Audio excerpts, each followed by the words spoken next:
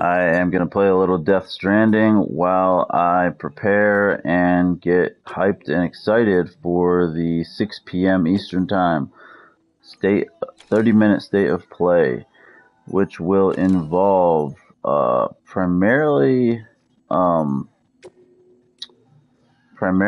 third party and PSVR 2 news, which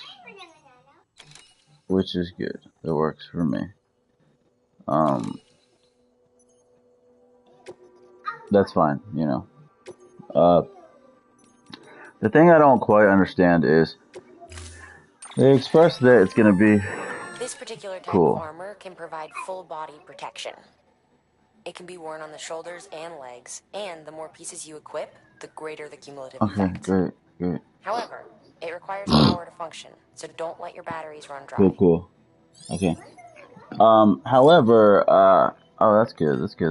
I don't need it right now. I mean, fuck yeah, I guess I'll take it. What's up, Mix? What's good, bro? I'm just playing some Death Stranding before the state of play. I think it's gonna be a good show. It's not gonna be anything crazy.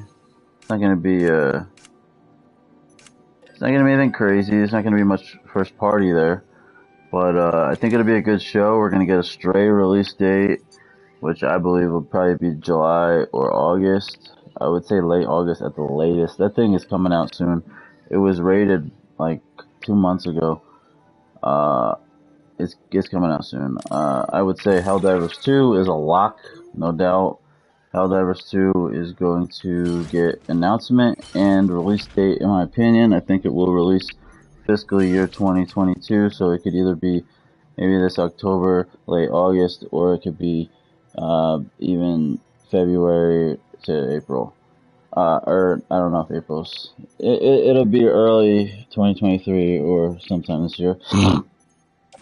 I think Final Fantasy will be there, but the question is, are they going to save that for another showcase?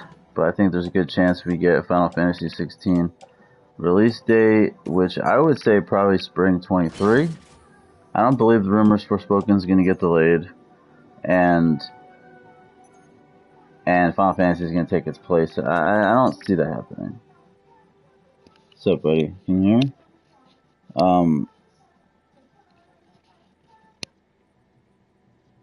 I don't think that's going to happen. I think Forspoken is going to hit its October date, but I think there's a good chance we're going to see Final Fantasy 16 probably get a spring 2023 date. I think the Call of Duty VR shit, I think it's going to be more significant than the Jackal mission. I think it'll be more of a mode or a significant mission. I think we're going to get First Contact PSVR launch game. First Contact is from the guys who made Firewall. I think it'll be an exclusive. I think Dreams has a launch game exclusive, which we'll see.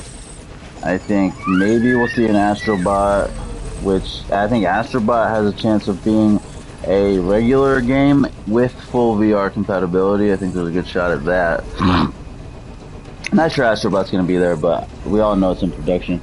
And the question is, are they going to announce the God of War release date at the end? They said it was going to be third party primarily, but yet they are showing first party on the VR side with Horizon Call of the Mountain. So it's like there is going to be some first party, but is that just relegated to VR? It's very difficult to know. So what are they going to do with God of War? They have to announce the date soon. It's releasing this fall. We all know that. So I think there's a chance they will save it for the show closer and give a release date, maybe with a little new trailer or something.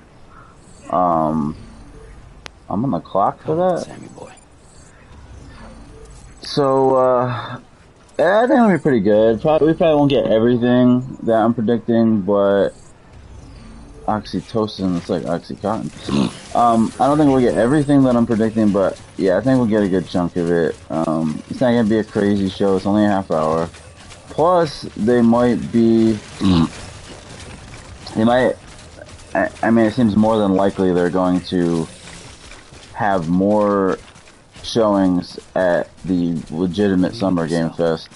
But for some reason, this state of play is somehow associated with Games Fest, which got some people scared that this is going to be the only correlation with Summer Games Fest.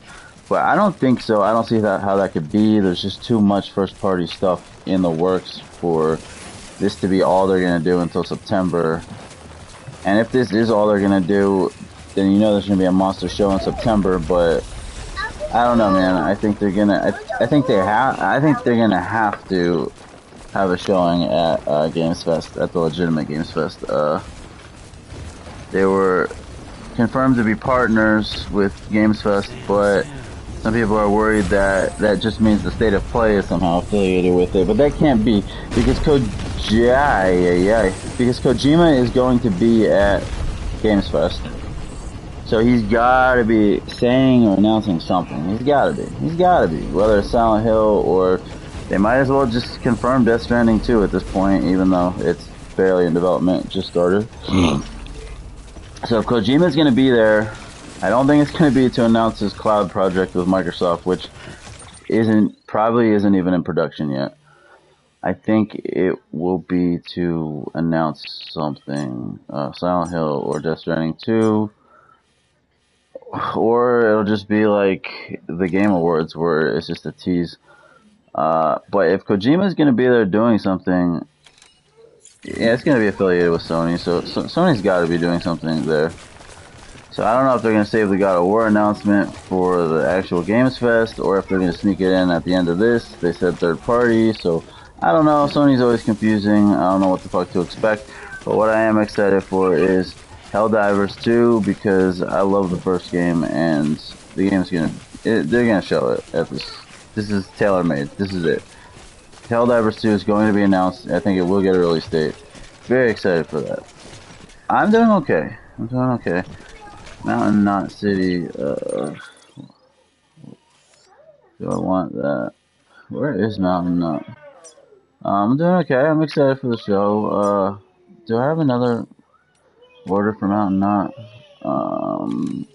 The winter clothes have to go to Mountain Knot. Okay, so that works. Yeah, I'm just excited for the show in what, two and a half hours? However, I know people are going to be disappointed with it because people just don't have proper expectations, and since it's not going to be a monster fucking show, you know, they're gonna be disappointed in whatever the fuck. But so what am I looking for here? Alright, recover oxytocin. But it'll be good. I'm excited. I mean, I like games, so I don't need it to be all first party. I mean, you think of how much good third party shit there is. This ain't Xbox, baby. This ain't Microsoft. PlayStation actually has third party. They actually make third party deals. So if there's a show that is gonna have none or light on first party stuff, it doesn't mean the show is gonna be a total dud, because wow, these rocks, I don't remember these rocks falling like this. That's awesome. Because Sony consistently has third party exclusives, makes third party deals. It's one of the things that makes PlayStation so fucking good and so consistent, is that they always have third party exclusives coming out. So it should be good. Very excited about Helldivers. Very, very excited. I think, why can't I grab this? What's going on here? Do I really have too much shit? Are you effing kidding? Come on, man. Seriously? Are you serious? How are you doing, bro? How do I have too much shit? You know what? Part of the problem is this. But yeah, I'm pretty excited, man. Pretty excited for the show. I really hope Helldivers looks good. I like Arrowhead. I liked Helldivers a lot. I think this one's gonna have a bigger budget. I think it'll be more of a service game, which is fine. It's kind of built for that. So I'm good with that. Alright, we got our plate 2. So we can take our plate 1s. I'm just gonna dump them. I have to.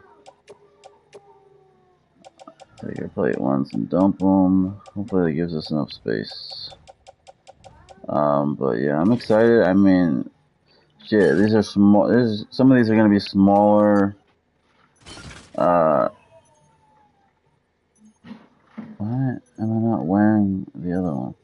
Some of these are gonna be smaller third-party games, third-party exclusives, but I'm excited about Stray. I'm excited about, why is he not wearing this? I'm excited about Stray. I'm fucking excited about Helldivers. It's all good stuff. So it's gonna be good. And I mean, and a lot of things could be at the show technically. Ice cream. There's so much that could be at the show. I don't think it necessarily will, but there's from everything from Final Fantasy VII Remake 2 to Street Fighter 6 could have exclusivity. To, I know it's not going to be there, but they could show some Persona 6 that's going to have exclusivity, but that won't be there. But still, there's so much theoretically that they could show because, like I said, unlike Xbox, Sony actually does third-party deals. They actually have relationships within the industry because they have history in the industry, and they're a great publisher. So they always have third-party deals, which makes everything more exciting. You can brag about having 32 studios, but when you put out 2 games in 2 years and you have no games scheduled for the entire year, at 32 studios means fuck all. It means absolutely nothing. All that damn money, why didn't they just sign some third-party deals to fill out their fucking lineups? Like, I don't get it. All that money, like, and all they will spend it on is Game Pass. That's it. Or studios which haven't produced. That's what I love about Sony, man. Give me the Sifus, give me the Kennas, give me the Forspokens and the Final Fantasy VII remakes. Give me all that good shit. All that third party shit. Give me the Strays. I'll take it all, man. I'll take it all. Persona, fucking Bloodborne, all these third party monsters. Like, people criticize Sony because, oh, they spend their money on timed exclusives and not studio. Man, they're doing both. And it's not just a one-off. This is a consistent thing. They make money off these third-party exclusives. It's not like they're losing money to do it. It's not like, oh, they're taking all the money they get and instead of investing in studios, they're blowing it on timed exclusive. They make money off these exclusive deals. That, you know, if they publish the game, at least the ones that they're publishing, at least the third-party, you know, exclusives that they're publishing, they make money off, and you know, they get more exposure, more install base, more. It's lucrative. It works. If it didn't, they wouldn't do it. It's not like they're just dumping fucking money and losing. Like, they gain. It helps them advertising. It helps, you know, with install base. It helps pump the platform. It helps get more eyeballs. It helps other games sell. And then if they're publishing it, obviously they're making money. So I love it. The third party deals. And many of these third party deals evolve and relationships grow. And these third party deals now turn into very lucrative and mutually beneficial long-standing relationships that then turn into studio acquisitions, like Blue Point, like Housemark. People can complain that they blow their money on third party deals. Okay, if they never did that, they wouldn't have had a working relationship with From Software. We wouldn't have gotten Demon Souls or Bloodborne. If they didn't do that, they wouldn't have had a working relationship with Housemark. We wouldn't have gotten Resogun and Alienation and Returnal. If they didn't do that, they wouldn't have had a working relationship with Bluepoint. We wouldn't have gotten Shadow of the Colossus remake. We wouldn't have gotten Demon Souls remake. We wouldn't have gotten Nathan Drake Collection. We wouldn't have gotten Gravity Rush remastered. We wouldn't have gotten the God of War remasters, the original Shadow of the Colossus remasters. Bluepoint has done a lot of work for them, and we wouldn't get the new IP and whatever other project they're working on, and we wouldn't get Bluepoint as a first-party studio. If they didn't do these third-party deals, if they didn't fucking invest in that, third-party exclusives and third-party deals, we wouldn't have Housemark as a first-party studio and the great games for them. We wouldn't have Bluepoint as a first-party studio and the great games for them. We wouldn't have Bloodborne and Demon Souls and Neo 2. You mean the fuck, like, people are fucking morons. I remember when the Activision acquisition was just being talked about, just happened. On the PlayStation blog, people were berating Sony. Oh, all Sony does is timed exclusives, third-party deals, instead of investing their money into studios. Like, everything is fluid, man.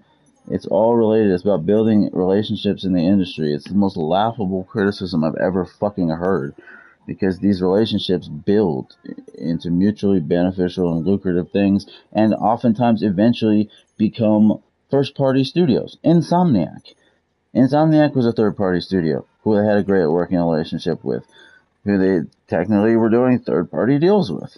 And Insomniac's now a first-party. Bluepoint, Housemarque, get the fuck out of here. This is how you build and cultivate organically, instead of just going out there and throwing your fucking money around and just buying a studio you have no, or a publisher you have no relationship with, and you're not getting great results now from them.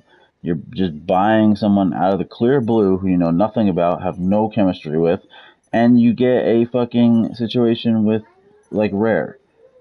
I know, like, a lot of people laugh, but it's like, you're getting the worst work out of Rare that they've ever done. You know, you get these, once they do sign third-party deals, you get crap because you have no chemistry. Like with Platinum games, your shit gets canceled. Like, no, it's not it's not the way to do it. The way you do it is organically, the way Sony has done it. You build relationships over years, over decades, and then whenever both sides are comfortable and it makes financial sense, you do an acquisition. I love it. They're doing it with Haven and Deviation right now. People are fucking morons who don't understand the industry. Feels like I'm the only one these days. Fucking idiots, bro, berating Sony for these third-party deals. And they're getting cozy with Square Enix, and that could lead to a fucking acquisition, which has been heavily rumored. I don't know if it's actually going to come because time is passing, but it's wild to me. It's like, oh, it's bad to plant seeds. It's bad to actually, cultivate things organically and build relationships. Yeah, it's bad. Just sign studios out of the blue who you have no chemistry with and get bad work out of them. Throw your money around stupidly. That's the best idea. The best idea ever. Because Microsoft's been such a good publisher. They've gotten the best out of everybody. Like Remedy. Fucking... Come on, Butcha. Like Rare and Lionhead, and these relationships fucking die. They deteriorate. They get shit. They do bad work with them. They're not a good publisher. There's a reason why these fucking studios. Yeah, you can have water. There's a reason why these fucking studios work with Sony and either sign with them or become kind of a studio second party and start doing the best work of their career. Because it's a mutual fucking thing. It's a mutual thing. There's chemistry. They build chemistry. If there wasn't chemistry there and they weren't doing good work, these relationships would end, and that does happen sometimes. Happened with Ready at Dawn, even though I disagreed with that whole situation. Sony should have had more balls and stood behind the order and done a sequel, but it's another story. But it's crazy. It's crazy. There's a reason why these studios continue to improve and grow. Guerrilla Games starts growing into something even better, beautiful. Sucker Punch doing the best work of their career. Fucking Insomniac, after the acquisition, fucking put it to 11. They're doing better shit and more, and they're more productive than they've ever been. Housemarque actually went from a fucking arcade studio, which they were great at, to making my game of the year last year, to making a great AAA game, to now being legitimate AAA studio. These studios that they acquire and have relationships with, they grow and they do the best work of their fucking careers under Sony, because that's what a good publisher does. Good publisher cultivates and supports and builds chemistry and relationships, and that's what fucking PlayStation does. Anybody who berates them for doing third-party deals or timed exclusives or planting seeds is a fucking moron. And all I have to do is point to half of the first-party studios, and how do you think they were signed? By building relationships, doing third-party deals. The only ones that were just signed were way back in the day. During PS1, PS2, early PS3. Even then they had roots. Even then they had roots with the studio heads and people like that. And people that had worked at Sony and had worked with other people at these studios. Smart. It's exactly the way to do it. You do third-party deals, you build relationships, you build chemistry, and when results start coming consistently over a period of years, it makes financial sense, and you acquire them. Sony does it the right way. Microsoft does it the wrong way. Microsoft's ruining the gaming industry. Not just them. Embracer Corp, Tencent, and Microsoft. Those are the big three ruining the gaming industry. Making it consolidating the entire industry, making it really a arms race, which is never good. It's never good. When you have a conglomerate that's so massive, they can't possibly be micromanaged properly. And there's going to be less style, there's going to be less, less management, less uniqueness, less of an imprint from the publisher, which is dangerous. And that's a danger that Sony's having. They've got, 17 studios? Probably going to sign Square Enix, they're probably going to sign Deviation. They're going to have like 20 fucking studios. And not just 20 studios, like 32 studios Microsoft has, but not a lot of them are multi-team. You have like 20 studios where more than half of them are multi-team and not just 2 teams, some are 3-team studios. It's going to be a lot to manage, a lot to micromanage. It's scary. Sony really was never meant to be this big. People complain that they're not acquiring as much as Microsoft. They have never been this busy. They have never been this big. They have never been this aggressive. Jim Ryan is being as aggressive as they possibly can be. They have been aggressive and smart and productive. People are fucking idiots. They've signed so much and they're not done. And like I said, this thing that makes them great is they're gonna have like 20 studios, but they're also gonna have third-party bangers. They're gonna have they're a worldwide fucking publisher. They appeal not just to the U.S. and the U.K. They appeal to the entire world. They've got, JRPGs. They've got people will play their console for JRPGs. That's why they get JRPGs. That's part of the reason why they get Persona and games like this. They're more multifaceted. They're deeper. They have a broader audience. They're more worldwide. They have longer standing, deeper relationships. They've more seeds in the industry, more credibility. It means something. It just means something. That's why I laugh when people are like, "Oh, Apple and Google are going to come into the industry and they're going to take over." Not quite. Not quite. I'm not that worried. I'm really not. It's not so easy. You saw Google try to do it with Stadia after what, like a couple of years? All of their fucking first-party in-house studios they shut down. That's how we got Jade Raymond. That's how we got Haven Studio. That's how Amy Hennig went and worked on her project and signed with who she signed with. Right? Was she with Google?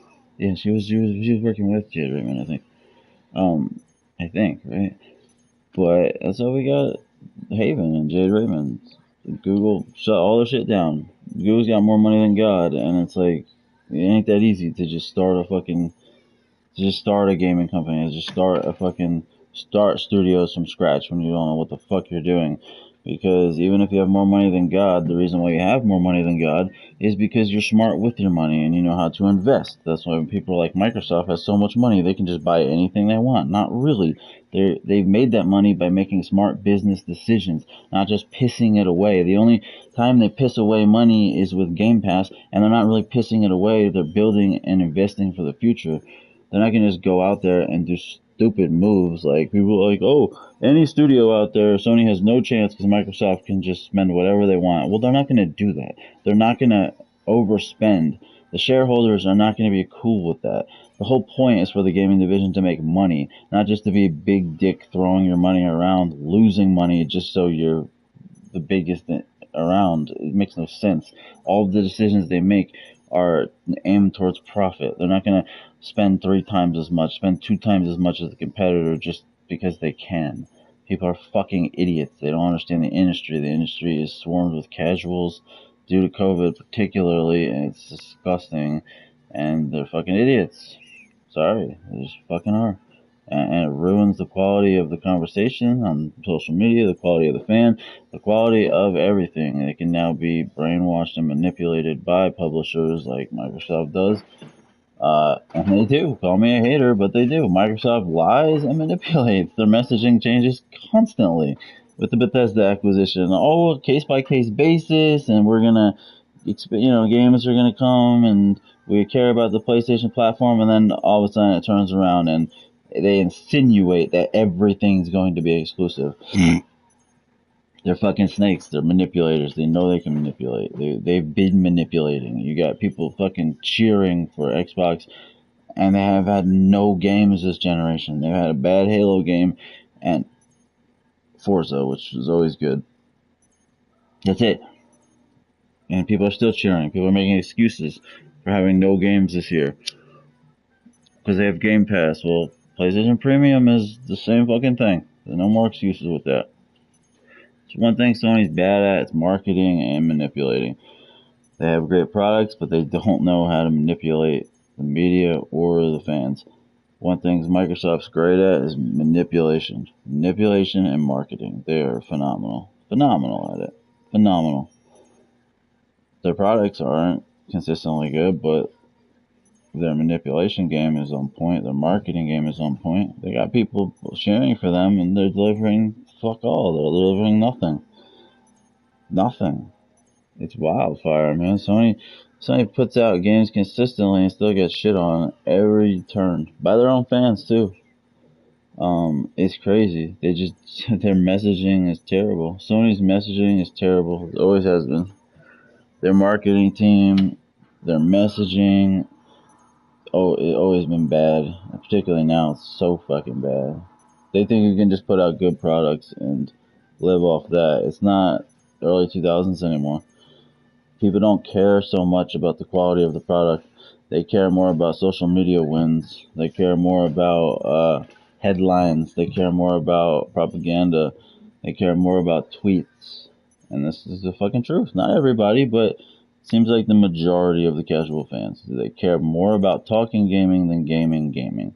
They care more about headlines than real life. Like, it's crazy. Like, they love their shit. They love their bullshit. They love their garbage. Like, they think they love their garbage.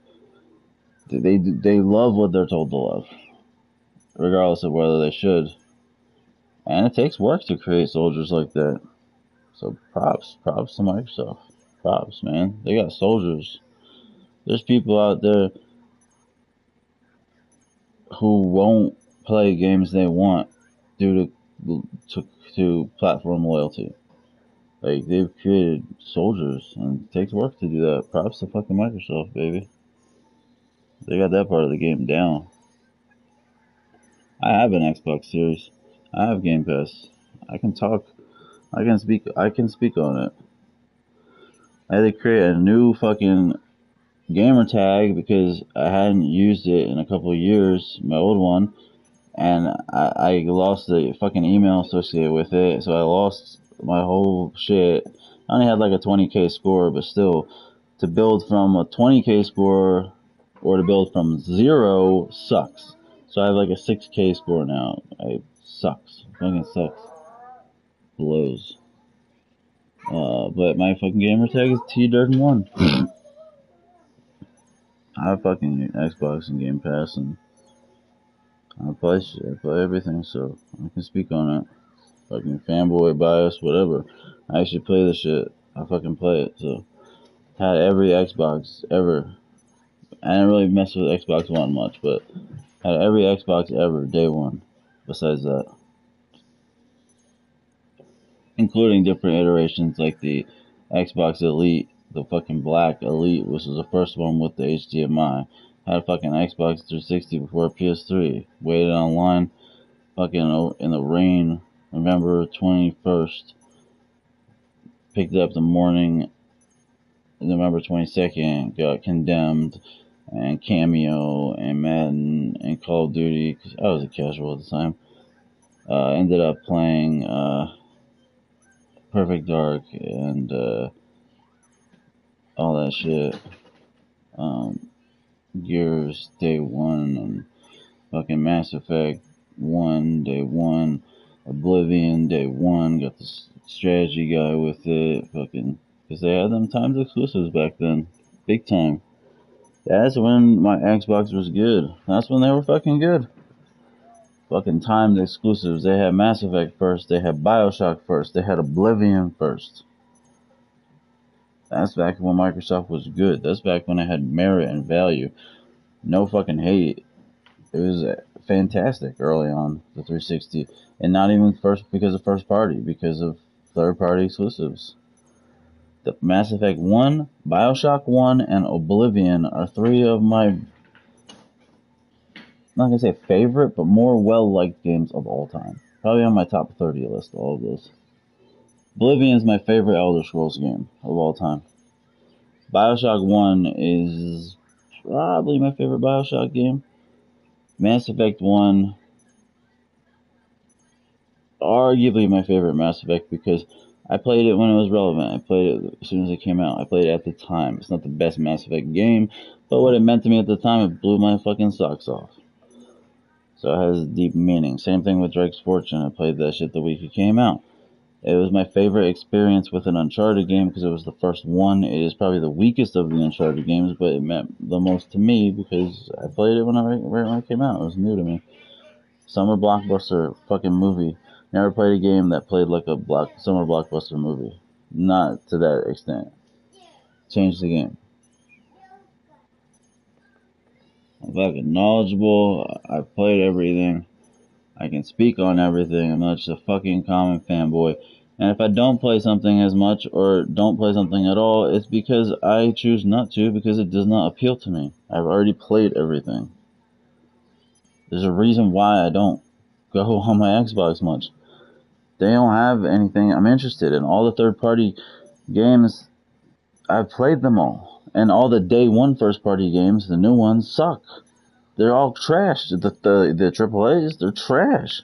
No interest in Back 4 Blood or Rainbow Six Extraction or Anacrusis, not AAA, but in that mold. Crossfire X, which I tried, it's as bad as they say. Or fucking Aliens Fireteam or Outriders. It's all trash. All the day one AAA third party games on Game Pass are trash, except for the one first party game that came out this generation, which was Forza Horizon 5, which is a good arcade game. And Halo wasn't trash, but it was average. It was a mediocre game. It was an average game. It was a 7 out of 10 game. Should have been low 70s Metacritic. The joke that game was an 87. Fucking joke. Goddamn joke. I don't know if there's even anybody watching. I'm not even looking at the screen right now. I'm gonna just spit what's on my mind. I think it's privileged knowledge. You ain't gonna get this from MBG. You ain't gonna get this from Twitter, from fucking other jokers or Dreamcast guy or fucking clowns. These popular YouTubers who don't know dick, who have no fucking original opinions, who don't play everything, who fucking get views, goofballs, who don't know shit. Goofballs. And I enjoy some passionate MBG sometimes, but he's not even passionate. Not even. It's fucking soft. These people are soft. They have no conviction. They waffle based on what the public consensus is. I don't do that shit. Motherfucking MBG, known as the biggest PlayStation fanboy, was calling PlayStation Plus Premium a rebrand and a disappointment, and just literally said it's literally the same exact thing as PS Plus and PS Now combined. It's just a rebrand. It's just the same thing. He was saying that a couple months ago when it was announced. It's like, bro, come on, man. Like, come on, bro. Like, and I'm not saying you have to pump it because you're a fanboy. Be accurate. He just fell into the fucking same narrative that everybody else was spitting because he's a follower. He's a sheep. He's a fucking sheep, and I've told him this. But I'm a nobody, so nobody, well, they don't listen to me. He's a sheep. He's a follower. They all are. Mass majority of them. If you're popular, you're usually going to be a sheep because nobody wants raw, original, unique insightfulness. They just want TMZ news. That's it. Garbage. Trash. Bruh, it's a rebrand. All those fucking people, it's a rebrand. I couldn't find anybody that was saying it. Quite obviously, it's not a rebrand. Quite obviously, if you read the interviews, research, listen to Jim Ryan, and just look at the facts, it's not a rebrand. This is meant to compete. This is meant to be a competitor. This is meant to be a competitive service. This is meant to be essentially a Game Pass competitor, even though not head to head, but this is meant to be their big service. This is meant to be something new. This is meant to be something different. If you heard Jim Ryan talking about all of the third-party deals that he signed for PlayStation Plus Premium, this is different than it was. This is not PlayStation Plus and Now combined. Like, it's not going to just be the same exact games we had. It's not going to be just the same fucking lineup. They're making deals, and that's what we've seen, and that's what I said from the fucking beginning. I said this new fucking service is legitimate. They're putting resources into it. They're putting energy into it. They're just listen to them talk. Do some fucking research. And even if you don't want to do research, look at the facts. How was it a rebrand when they added PS1 and PSP games and PS5 games, which they didn't have previously on PS Now? Didn't have native PS5. They added PS1, PSP, native PS5. Even if you don't do any research, which I did and do, just those facts alone make it not a rebrand. Make it not just the same thing.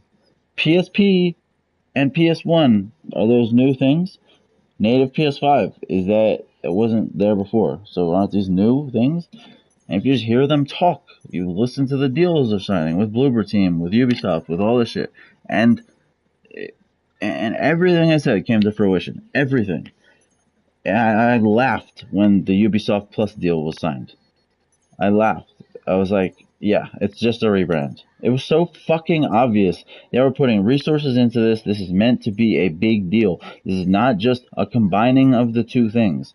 This is new. This is something new they're trying to do. This is, they're trying to future-proof. They're trying to compete.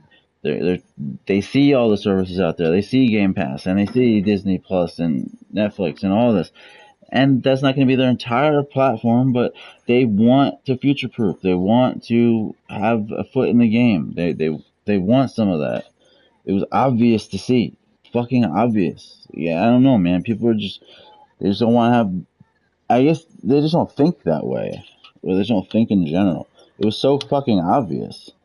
And once the Ubisoft Plus deal, the Ubisoft Plus Classic deal was signed, it was like, yeah, this is legit, man. This is a competitor. This is very much like Game Pass. This is very much like it. And you had so much propaganda and bullshit of people, Sony fans even, being like, yeah, this is no way it's going to be a Game Pass competitor. It's just a rebrand. It is a Game Pass competitor. It's going to be. It is going to be. There are things different. It's cheaper. There aren't going to be first party. But there are a lot of similarities. It's going to be different a bit, but there are other things that help make up for it. The classics and the cheaper price. And the fact that Sony has better first parties, even though you're not getting them day one, you're getting them a year later. Ubisoft Plus.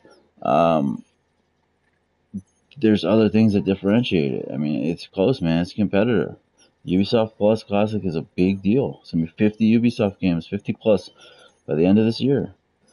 It's a big deal. We've got Assassin's Creed Valhalla as part of that. Like, that's a huge, huge game. That's a big time fucking game. It's a PS5 launch game.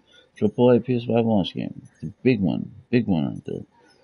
Which I haven't played, and I don't like Ubisoft, but I have a soft spot for Assassin's Creed, because I got the first one. I got a Collector's Edition 10 with it on Xbox 360 when it came out.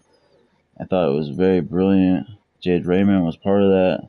Now she's with Sony, which is very cool. I have a soft spot for it, even though it's changed for the worse.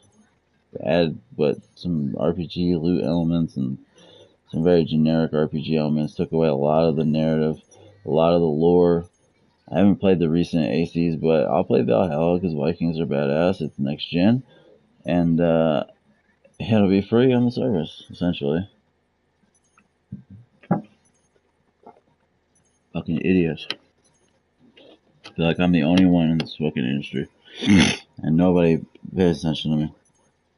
The only one with original thought. The only fucking one.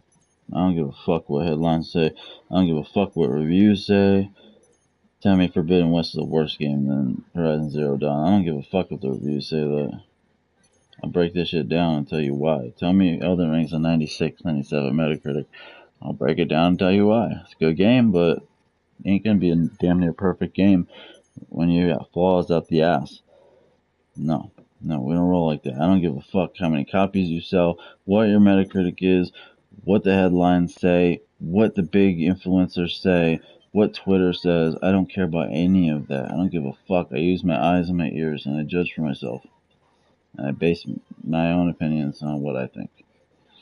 I don't give a fuck. Everyone's like, well, Elden Ring fucking is sold, breaking records, so it's gonna sell 30 million. It's gonna be the game of the year. Of course, it might break the record for most game of the year awards. It might beat The Last of Us 2 and previously The Witcher 3 for the most game of the year awards of all time. It very well might do that. It's gonna run away with it. I don't think Ragnarok has much of a shot. I hope Ragnarok makes a dent, but we don't even have Starfield this year, which the whole game of the year hype for that was a joke. We haven't even seen gameplay. I think it's gonna be a good game, but it's like if you crown a game before you even see gameplay, you're setting up a very dangerous precedent, and a very dangerous precedent for overhype as well. You're gonna fucking overhype a game to be game of the year before gameplay comes out. How the fuck is that game ever gonna have a chance for you to be critical, for you to be honest about it? And that's what happened with Elden Ring. They want to crown that game before it ever came out. So when it did, and it was a good game, but flawed, nobody wanted to mention the flaws. Nobody wanted to talk about the flaws. If you crown a game before it comes out, before you see gameplay, you have no chance to be critical on that game. No chance. And that's what happened. Everybody wanted to be in on it. I could see a 91, a 93, maybe 87, 88, 89, 96. It was a 97 the first 2 weeks. Went down to a 96. Crazy. And the same thing's going to happen with Starfield. It's not going to score that high, but it's going to be another good game that gets elevated to all-time great, or at least to great status, because everybody wants to crown it before they even know what it is. So once it comes out, everybody's already put in their 2 cents and put their shit on wax on social media, put it out there that this is going to be amazing, great, it's going to be game of the year. Nobody wants to go against themselves. Nobody wants to look wrong. Everybody has an ego. So you give yourself no chance to be critical when the game actually comes out. And the media did this as well. Everybody was gushing, just jizzing over it, fucking jerking off over this fucking game. Just ever since it was announced even. Nobody gave themselves a chance to be critical on it because nobody wanted to go against what they had said previously. Everyone wants to fit their narrative. Oh, it is what I said it was. Nobody wants to go against it. That's the problem when you overhype things. Not just games, but publishers. Everybody overhyping Microsoft. They have 32 studios and this and that. Oh my god, bro. And they were almost crowning them this generation before they did anything. And they still haven't done anything. And it sets a horrible precedent because when they actually do something, the overhype is going to be so enormous. Things are going to be so unfair and unbalanced. It's not right. If you're crowning them now when they're doing nothing, what are you going to do when they actually do something? It's not going to be fair. They're going to be gods. That's what happened with Elden Ring. That's what's happening with Microsoft. Can I get some of this good pub? Can PlayStation get some of this good pub? Seems like everybody just wants to hate, but with other things, you don't even have to do anything and they'll crown you. It makes no fucking sense. It's crazy. crazy, man. There must be some good money going around in this industry, exchanging hands, some good influence, man, some good deals being done, some good business being generated through third-party sources, but ultimately filtering to where it needs to get to in order to create this sort of influence for certain things. I mean, Microsoft's got to be putting out some good money. Other companies, other publishers, developers, games, they got to be putting out some good money, man. I can't believe that people are just this naive. Like, it can't be. The whole Cole Eastwood thing, like, he's literally an employee of Microsoft. He's getting paid for them now. How is that fair? How every fucking tweet he makes, every YouTube video he makes, everything he says should have at the bottom of the screen or the picture or whatever saying paid advertisement. Like, how is that allowed? Like, it's crazy. Smart, but it's crazy, man. This shit is so crooked, bro. Even sending fucking chairs and kits and privileges and loot to reviewers. Like, let's give them the cyberpunk treatment. Like, no, what the fuck? Send them fucking gaming chairs and all types of kits and collectible shit and fucking God knows what else. Give them good business. Give them advertising. Like, it's not just exchanging $100 bills.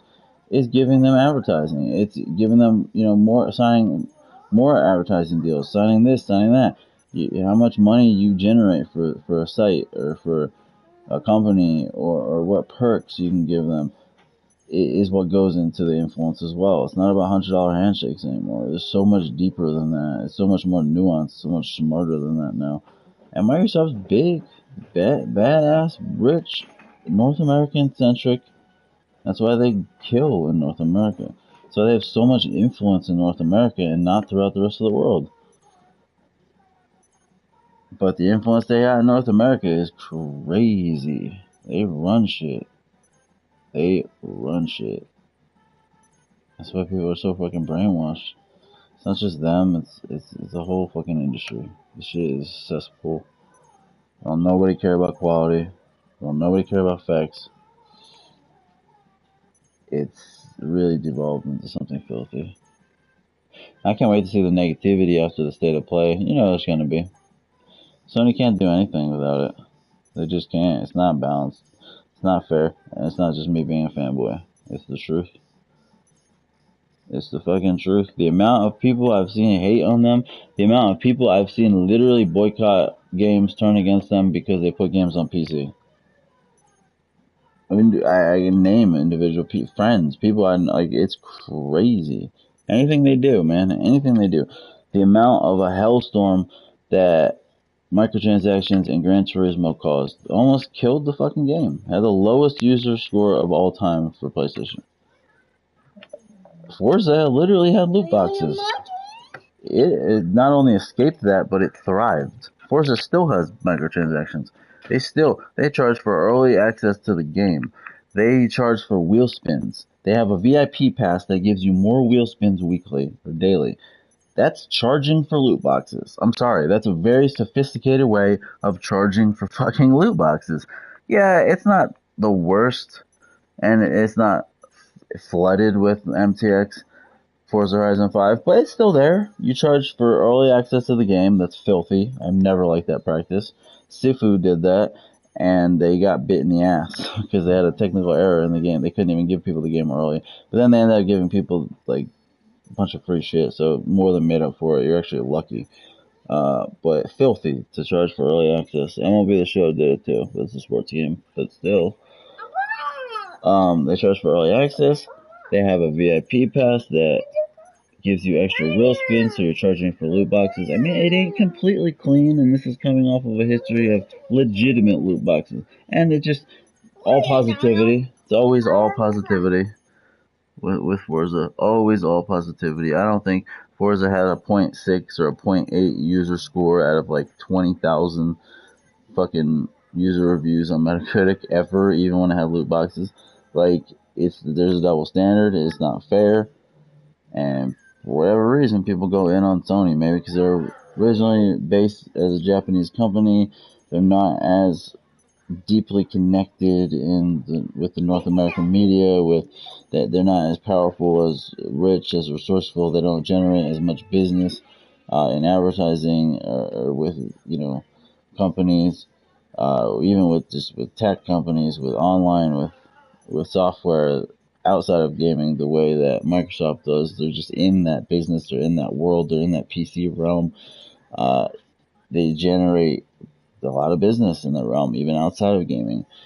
So their influence is so strong. Like, I don't know if that's what it has to do with it, but it ain't fair. It's just not fair. It's not fair. The influence, what they get away with, it's just not balanced. It's not fair. It's just not. It's so crooked. There needs to be a regulating body. Gaming industry needs a regulating body of some sort. They're trying to do it with the acquisitions and mergers, I guess the government or whatever, but that's a total half-ass attempt. A total half-ass. You're worried about acquisitions and mergers. You're gonna look at the fucking weakest, least impactful deal with a fine-tooth comb like the Bungie deal, which isn't even gonna produce exclusives. They're barely even considered a first party. Like, it doesn't do anything to shape or hurt the industry. And you're going to look at that with a fine-tooth comb, make a big deal about that. But Microsoft can literally acquire like 10 studios, and then after that, go and grab Bethesda and Activision, two of the biggest publishers in the gaming industry. Not developers, but publishers. Purchase them back to back, and literally brag about and insinuate that everything's going to be exclusive with Bethesda, even though I don't fully believe that.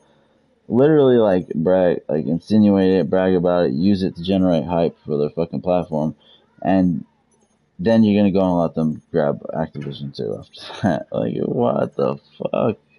But you're gonna regulate it, and you're gonna be all tough guy about Bungie. Like, what? It's not even generate exclusive content. Like, it was this totally benign deal that was being used to generate movies and to help to use their technology and help with some of the other studios that Sony make service games. Like, it's such a laid back fucking deal with such a little implications for anything negative. It's not taking anything from anybody. Like, it's just something that's expected to be mutually beneficial. It's almost like a partnership rather than an ownership, rather than a real acquisition. Like, it's more of a merger, more of a partnership. It is wild. But let's be hard asses and try and hold that deal up and possibly delay other acquisitions from Sony and possibly maybe even impact the potential of a Square Enix deal. And it's like, did that hard ass behavior by them on the Bungie deal force them to tell Square Enix to sell off their Western division because they felt like if they had purchased Square Enix outright, that it would be too big of an acquisition, too impactful? Like, I doubt it. My guess is that they just didn't want the Western division because didn't make money. It's not lucrative. Tomb Raider obviously just loses money. It doesn't make a lot. Sells copies, but they obviously put so much money into production. Maybe they just didn't want those studios and IP. But it's like, you'll never know. You'll never know. You'll never know. Maybe they thought, they thought that they had to have them sell off assets before making the acquisition. Otherwise, the acquisition would have looked too big, too powerful. And that's a possibility. It's unlikely, but who fucking knows? I would have rather... That's assuming a Square Enix acquisition happens, which now it's looking less likely, but I gotta believe it's still on the table. And if it is, I would have way rather they had the Western divisions. Way rather. I don't care for Tomb Raider that much because I feel like Uncharted is a better version of it, but still, the fucking have Tomb Raider is powerful. Deus Ex is one of my favorite stealth franchises of all time. Love Deus Ex. Like, it would have been great. It would have been great to have this shit. It's gonna be it'd be awesome like Kingdom Hearts and Final Fantasy and all that, but man, that would have been tight to have the whole Western division if the fucking acquisition goes through, which I don't know what the fuck's going on. I would have sworn it was gonna go through. At this point, I don't know if they're just waiting for E3 to announce it, or waiting till the Bungie deal goes through. I don't know. I don't fucking know. But it seems so obvious that it has to happen, but I don't fucking know. The industry is just two-faced, corrupt. It is a cesspool of corruption. Just disgusting. I don't understand why Sony always gets a shot. I don't understand how Halo Infinite and Horizon Forbidden West basically have the same Metacritic score. How the fuck does that work? I've played both. Obviously, Platinum's Forbidden West, I could not finish. Halo, but I don't know, I played 20 hours maybe. Maybe a little less, maybe a little more. I got like about 20% achievements. I can't finish it. I made the mistake of playing on hard because I wanted the fucking achievements. Now I don't care about the achievements because I hate the game so much. I wish I had just played it on normal so I could burn through it easier. It's actually hard. It's actually pretty hard on hard. It's making it more tedious, taking it longer. The game fucking, I think it sucks for me personally overall. I think it's just average AAA game. Average, mediocre AAA game, average 7 out of 10 game.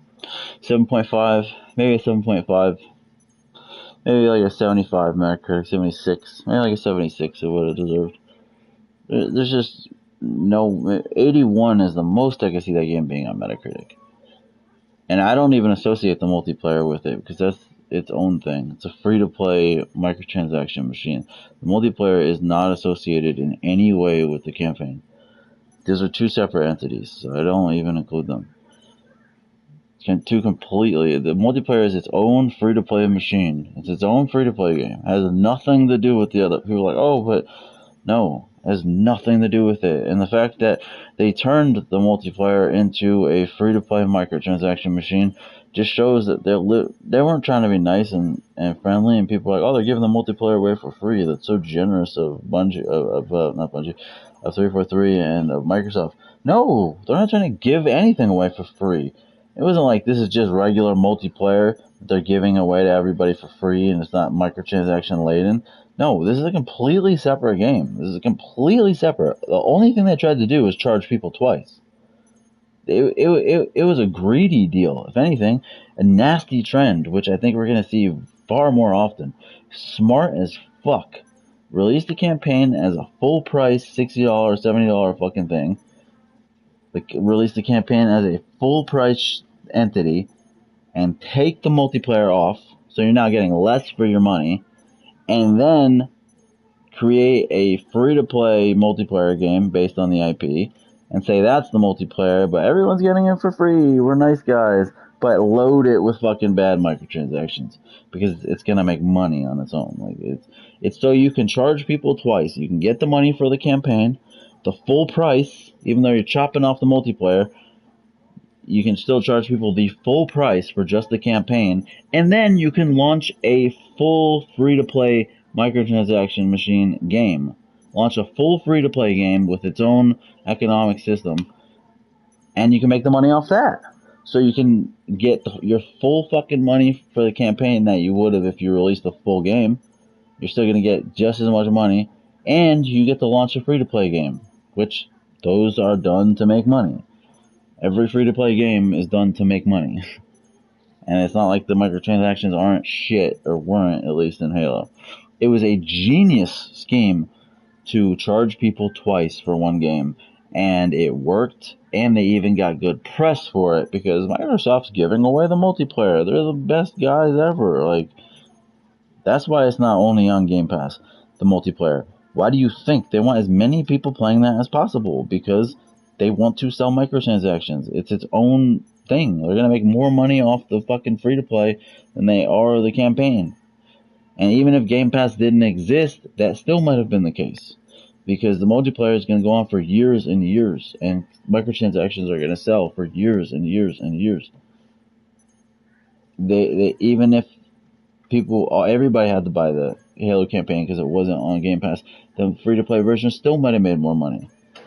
It was a complete scam in order to sell the game twice to people, essentially. And I think other companies are going to do that because it's so lucrative and smart. So smart. so fucking smart, and you market it like it's the same thing. So everybody who gets the campaign is gonna want to play the multiplayer and likely spend microtransactions. Everybody who plays the multiplayer now for free and likes it is going to be tempted to now buy the campaign or buy into Game Pass to get the campaign. It's just so smart. They each market each other, and you're now getting to make your full AAA money twice. It's smart. They're smart. They're business savvy. They're fucking business savvy. Never heard of anybody talk about Halo Infinite like that. I have been doing that from the beginning. It's like they're just stupid. Like they did it in order to make double the money. Like they did it so they could launch a highly successful free-to-play game and have an excuse to do it and use the Halo IP. Well, they did. If it was truly what they said, they would have released legitimate regular Halo multiplayer, and it wouldn't have microtransactions. It would like literally just be giving the multiplayer away to people. It would be a different thing. It's not what it is. They're selling you a free-to-play game, and they're using the Halo name. They're using Halo Infinite to launch a highly successful free-to-play game. And I called it from the beginning, and that's what it is. And it shows you that's what it is. They didn't even have a fucking, they didn't even have their shit together. They didn't even try to give people a consistently good service product. They tried to rape people with the MTX, even though it's not pay to win. They tried to kill people with that to the point where people were pissed. And they didn't even have a great roadmap. It was just an excuse to try to fucking bait people in to a microtransaction machine. Like, that's it. Just use the fucking Halo name to bait people into a free-to-play scam. Basically it. With old fucking gameplay, the same old shit, nothing fucking new. I played it. I played the multiplayer too. It's solid enough. Like, the controls are good. It does nothing new. It's just, like, the same shit. And it doesn't even have a Battle Royale, which Battle Royale is lame, but it's like, it don't even fucking try to evolve. They had a fucking grappling hook. That's evolution. It's the same fucking shit. It's the same shit. Like, I don't get it. Like, I don't get it. You can play fucking Call of Duty multiplayer, and there's more to it. I don't understand. You play Warzone, like, play Apex, like, I don't get it. It's solid enough, the multiplayer, like, what? David Jaffe's, oh, it's the greatest multiplayer I ever played, oh, it's amazing. Fucking clown, like, what? It's solid enough, there's nothing, though, there's nothing, it has no progression. There's no character progression, there's no stat progression, there's no loot progression, there's no class progression from when I played. There's no fucking progression. Just getting dumb shit, really. Getting skins that you can't even see on your character.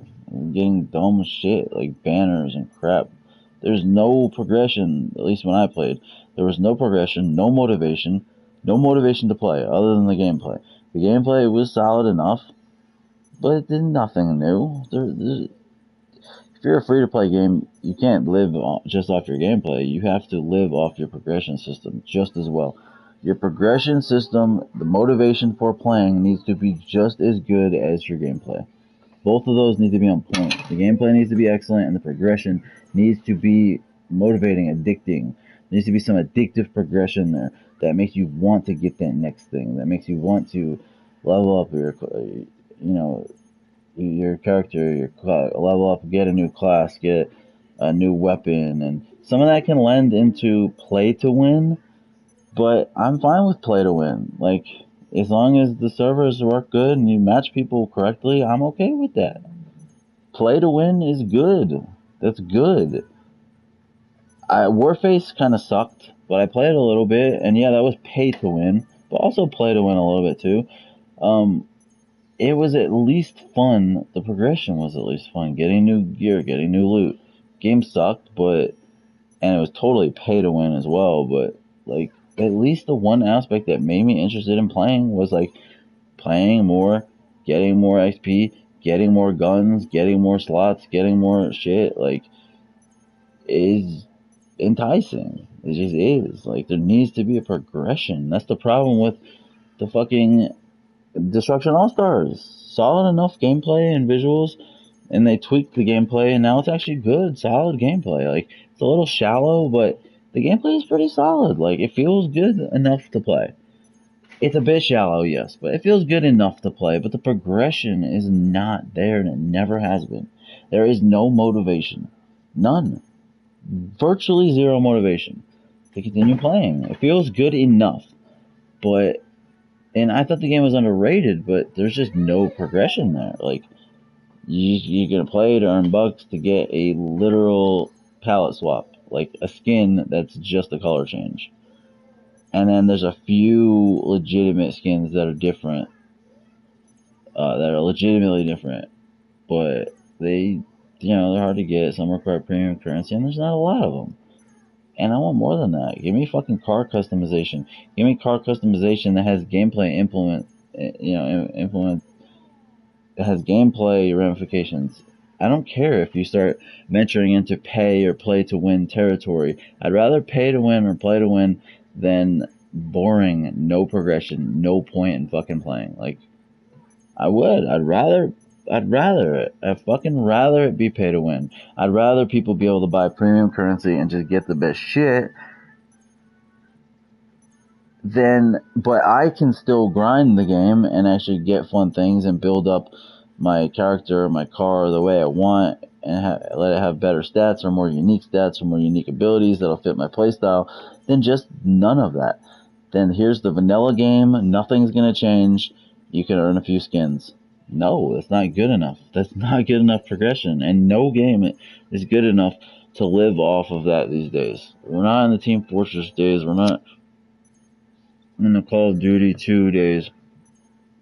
People are just going to play hundreds of hours of multiplayer with no progression just because the multiplayer is that fun. There's too much other shit out there.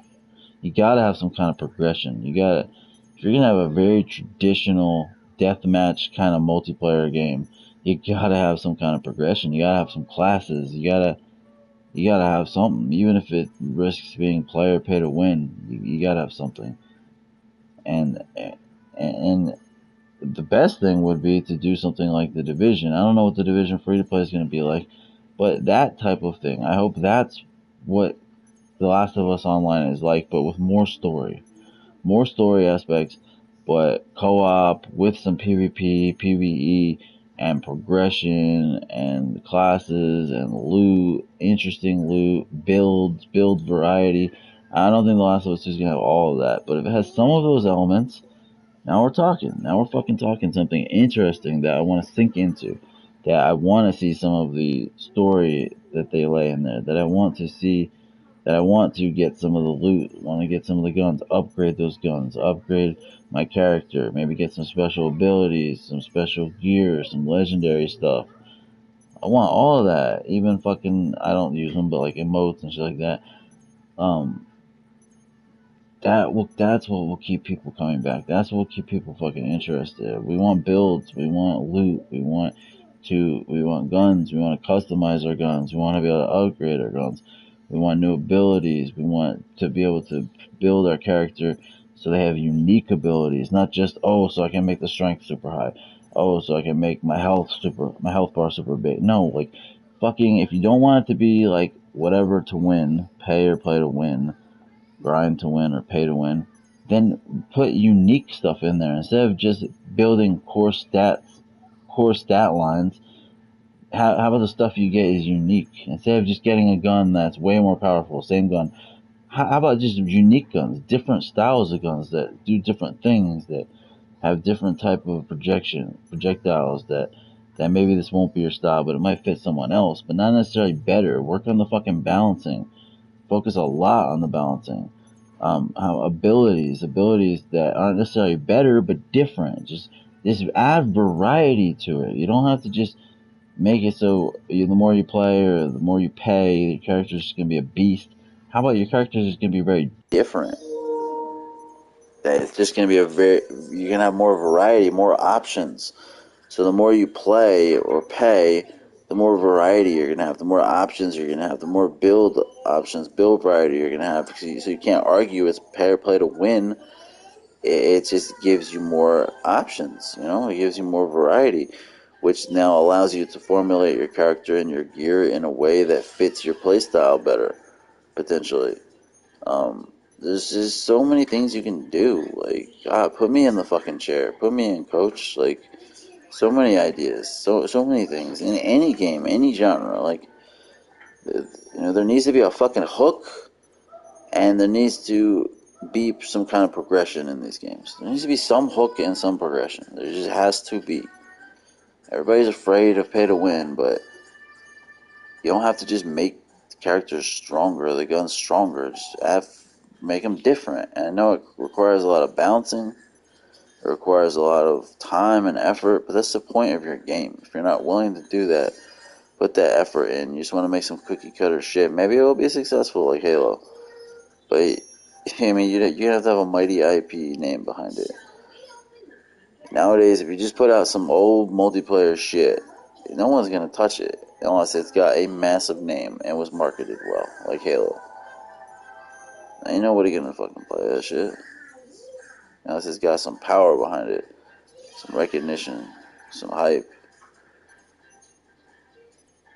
I don't understand developers nowadays, man. It's just, I don't get it.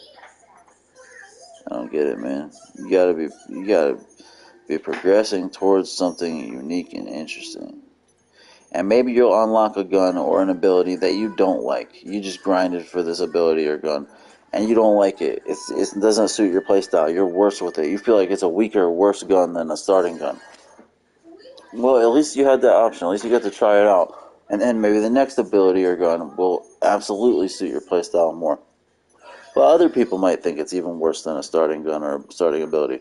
But as long as you keep giving people the options and the variety, eventually they're going to be able to find and build their character in a way that suits their playstyle and makes them better. It might take a bunch of abilities or guns or whatever to go through. But eventually they'll find it if they're experimental enough. And they'll be able to create their character the way they want. You know, maybe these guns and abilities wouldn't be as good with somebody else, but like, there's so much you can do to keep it from pay to win. There's so much you can do from just keep it from grind to win. Like, and even if it is grind to win, then just match people up correctly. Who cares? Match them up. So what? The people who want to grind and get all great character, they deserve to be able to do that. You should have something to show for your work. I don't want this whole fairness. We care about fairness, and so you're not going to give me any progression now. Just play the game so you can earn a different colored costume. No, I don't care about that. Especially in a game like Halo where you can't see your character. You can't even see your character. Selling fucking pineapple grenades. They don't change the grenade. It doesn't have little pineapples that come out when it explodes. No, it just looks different. There's nothing else that's different. That's not good enough. It's not good enough in this day and age. It's just not good enough to me. Emotes and skins are not good enough. Banners, emotes, and skins. I'm not going to play your fucking free-to-play bullshit unless it is so knockout impressive. Unless the gameplay and visuals and animation work and gameplay loop are so amazing, which is rare, I ain't playing your shit. Give me some progression. Give me some cool ass shit to fucking unlock. I mean, I didn't play much Predator, but even at least Predator has some fucking progression. You unlock gear, weapons, abilities, and obviously cosmetics as well. And that game's fucking flawed, but you know, and they could do a better job of progression in that game. But it's like, at least give me something. Like, give me something. Give me something so when I get to level 100, I unlock some fucking really cool weapon, some really cool ability, some interesting shit, something that changes the dynamics of the gameplay. Or at the very least is visually exciting. Don't just give me a different colored outfit of the same outfit that I fucking had. Give me something that's genuinely visually dynamic. Something very visually dynamic. That only I am one of the few that have it because I grinded enough to get it. Like, people want rewards for their fucking effort, their hundreds and thousands of hours. Like they demand to be rewarded, and they will fall off of a game so fast. Multiplayer, free-to-play game, if it doesn't have those rewards, and Halo, from what I played, didn't have those. There's no surprise that people fell off it, that people are sour over the game now, they're not happy with it. Also, the roadmap sucked. They're not really putting out much new content. And you combine that with lack of progression, you can't just put a stale formula in there because it has solid gunplay. That's all it is. It's a stale formula with really solid controls and gunplay. That's it. That's all Halo multiplayer is. That's all it is. And I can't take away anything from them. The controls are fantastic. It is close to Destiny level combat and controls. Very close. It's probably right under Destiny. Really solid controls. Just tight, solid controls, especially on that fucking Xbox controller that seems to, for me, have so much latency. Every other game I play is just so slow. The latency, the long sticks feel clunky. I just hate it, but feels good. Halo Infinite feels fucking good on the sticks, man. It's the one thing, the only thing they did good with that game. The only thing feels damn good on the sticks. It's responsive, feels great on the sticks. The combat feels good, feels great on the sticks. That was a saving grace. It kept it from being like below average game, bad game. That game feels good on the sticks. But that wears off. Wears off. Just like a fucking game with crazy graphics. It wears off. It ultimately comes down to content. It comes down to loop. It comes down to progression. You need a loop, you need content, you need progression. If you're just playing the same shit over and over again with no motivation, doesn't matter how tight the combat is, especially when the other bells and whistles ain't there. There's nothing else next gen about it.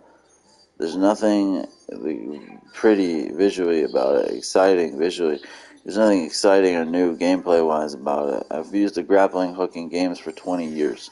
Just Cause 3 had a better grappling hook. Like, in 2009, like, just stop it. It's not even a full permanent thing. It's just an item. It's literally an item that you get in the multiplayer. So you don't even always have it. Fucking grappling hook. Oh my god, it's got a grappling hook. You know what else has a grappling hook? Horizon Forbidden West. How many people said that was revolutionary or amazing and that's why it improved the game? Like, no, man. Like, nobody said that. Nobody said that. Double standard's wild, man. Wildfire. Wow. If anybody disagrees, come see me. Come see me. Say something. Message me. I'm Tyler Durden1 on PSN. Message me on Twitter. Fucking call me out. Let's have a fucking battle. Call me the fuck out. Tell me I'm wrong. Tell me I'm fucking wrong.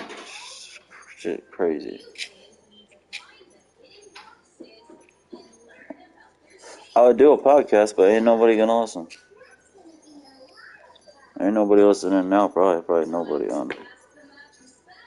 I'll say this shit just to amuse myself. I feel like I spit fire, babble, whatever, when I'm typing walls of text. Man, people should be so lucky. People should be so lucky. People are privileged to hear this. They're privileged. This is great content. This is original, thought-provoking, insightful, dynamic, ballsy. It's good. You ain't getting this. One person ever watches on replay and actually enjoys and agrees or disagrees, but it makes them feel something and they feel like it was original. I win. I succeed. I've improved the industry. I've improved the quality of the average fan, even just by one person. I'm not even looking at the screen now, so I don't know. Someone could have been saying something the whole time. I don't even know if Mix is still on. Mix, if you're still there, thank you. I'm sorry for babbling. I might actually play in a second. It's like, fuck it, man. Let it be a diary. A gaming diary. Get out my thoughts. I don't give a fuck. 0 views, 1 view, 88 views, 20,000 views. Of course, I'd like more, so I could get more exposure, so I could help the fucking industry and the thought process and what's going on, but, you know, here's what it is. I don't give no fucks. Was I actually try to stream for real, put on the camera, fucking post about it on social media, and then if I do bad, yeah, I'll feel bad. But right now, I don't give a fuck. I just throw this shit on and rant. But it's some good ranting. Some good shit. I don't ever have baseless opinions. I don't ever just, oh, I don't like this, and you have no fucking opinions why. This sucks. They suck. This is good, and not give opinions. This is underrated. This is overrated, and not support it with fact or support it with passionate opinion. I'll never do that consistently. I'll never do that. The only time I'll do that is if I don't have the time or the characters to explain, or if I don't really feel like going into it. But I always have reasons for every fucking thing. I'll never just say this game sucks because, oh, it's an Xbox game and I hate Xbox. I don't hate Xbox. I hate Microsoft. There's a difference. I hate Microsoft, and I do. I do. Everything they stand for, the way they conduct their business, just watching over the past 20 years, it's gotten filthy. They've gotten real filthy. Last gen really was a low point. Not even the game output, not the product, the way they conduct themselves. It was filthy. It was filthy, and it's continuing to be filthy. And I don't like it. I don't stand for it. I don't hate Xbox. I hate Microsoft, and I do. They're very conniving, and they're liars. They really are, and they're all liars. But to this extent, no, they're not all liars to this extent. And the fucking cultist behavior surrounding the fans is wild. It's like a cult. It's like they worship. Like they've gotten them. Like it's the whole situation really disgusts me. I didn't even tell. There's Xbox games I like, first party exclusives on there that I like. Not a lot, but some. There's been games in the past that I've liked. Things Microsoft has done that I've really liked, loved. But man, I gotta be honest. Like I've been turned the fuck off over the past 7, 8 decade, even about the past decade. Been really turned off by the Aaron Greenbergs, the Phil Spencers of the world, the messaging and the lies and the manipulation. Not even so much the product. Whatever, you want to sell a fucking console that has a 50% failure rate and put people through problems. I'm gonna try to get refunds and get 3 new consoles because they keep dying with the 360. Because you want to be the first. You want to be the first to release. You want to undercut Sony, which worked in the beginning. But you're not willing to quality check your stuff. That was a turnoff. That showed the behavior. That showed the mindset. But it's whatever. You want to do that? It's whatever. It's fine. You want to do a similar thing with Kinect? Cheap out on Kinect. Cheap out on one part that would have made Kinect legitimate and sell people on a piece of shit and sell 40 million of them or whatever, and then bundle it with your overpriced Xbox One, $500. Force bundle this in there and charge $500 for the weaker, less supported system. Sure, I'm not down with it, but that's what you want to do. Then you want a lot of people and say, oh, the Kinect is a vital part of the Xbox One ecosystem.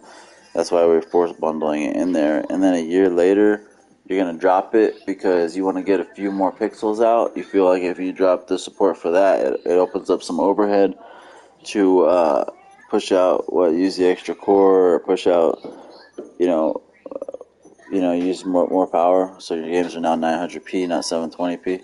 But you lied to all those people who you forced to invest in the Kinect. You told them it was a vital part of the ecosystem. Who probably bought Kinect games, who probably bought peripherals for it. And now you're just going to drop that shit like a sack of potatoes because you want to get a few more pixels out because you're embarrassed. Nah, man, you don't conduct business like that. That's not cool. It's not cool, man. You want to lie. You want to overhype.